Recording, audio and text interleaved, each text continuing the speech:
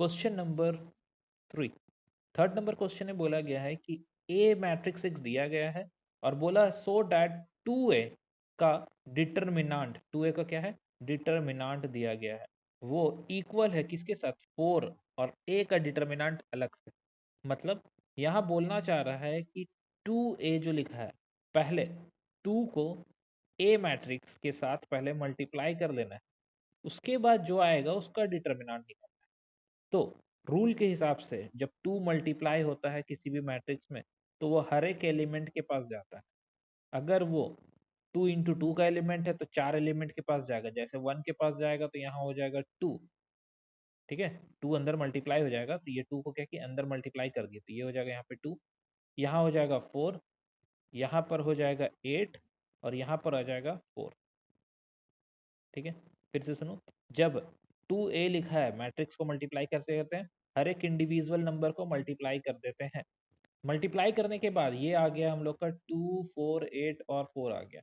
अब इसका डिटर्मिनेंट निकालना है, क्रॉस करके ऊपर से नीचे मल्टीप्लाई करेंगे, नीचे से ऊपर 8 माइनस 32 सॉल्व कर देंगे, जितना आएगा वो हम लोग का आंसर हो गया। बट प्रूफ करना है, इक्वल टू मतलब यहाँ पे प्रूफ करना है। सेकंड वाला पार्ट क्या है, 4a, तो पहले हम डिटर्मिनेंट निकाल लेंगे। डिटर्मिनेंट कितना है, 1 2 4 2, इसको सॉल्व करेंगे तो आएगा 2 माइनस 8, यानी कि ये आ रहा है -6, और आगे में कितना लिखा हुआ है, 4 लिखा हुआ है, तो इसको 4 से इंटू कर देंगे तो 24 आ जाएगा। यहाँ भी 24 आया था, ये भी 24 आया, मतलब दोनों सेम आ रहा है। बट ये तो हो गया कि लॉन्ग प्रोसेस से कर रहे थे इसीलिए ऐसा हो गया। अब कभी कभी वो क्वेश्चन दे देगा, जैसे कि यही क्वेश्चन ऑब्जेक्टिव में देगा, क्या बोलेगा, ये दिया रहेगा यहाँ से यहाँ तक ये, और ऑप्शन में दे देगा दिस इज किसके साथ इक्वल होगा ये। तो यहाँ पर हमको एक चीज समझना है कि अगर कोई मैट्रिक्स, यहाँ पे ऐसे एक्सप्लेन कर देते हैं, अगर कोई मैट्रिक्स अगर दिया गया है, जैसे कि मान लो लिखा हुआ है, एक मैट्रिक्स ले लेते हैं यहाँ पर, ए नाम का मैट्रिक्स दिया हुआ है, ठीक है, अगर इसका ऑर्डर 2 इंटू 2 है, अगर इसका ऑर्डर 2 इंटू 2 है, तो इसका मतलब है जब डिटर्मिनेंट में, जब डिटर्मिनेंट में इसको लिखेंगे, जैसे यहाँ लिखा हुआ 2 4 6 8, ये होगा 2 4 6 8, तो डिटर्मिनेंट के रूल के हिसाब से इसमें से किसी एक रो या फिर किसी एक कॉलम से ही हम लोग कॉमन निकाल सकते हैं।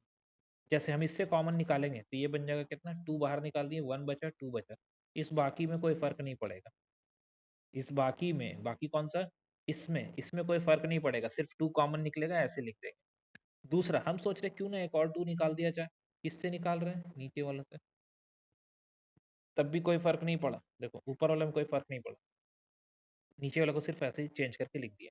अब हम सोच रहे क्यों ना ऐसे भी निकाल दें, निकाल लेंगे, कोई दिक्कत नहीं, 2 इंटू 2 इंटू 2 हो जाएगा, 1 3 और 1 और 2 हो जाएगा। अब इसको सॉल्व करेंगे, कैसे सॉल्व करते हैं, क्रॉस मल्टीप्लाई करके, ये कितना है, 8 है, कितना बार निकला, 2 का पावर 3 निकल गया 8 बार, ठीक है, और यहाँ कितना आ रहा है, इसको सॉल्व करेंगे तो 2 माइनस 3, यानी कि 8 इंटू -1, यानी कि -8 आएगा, ठीक है, यानी कि ये वैल्यू,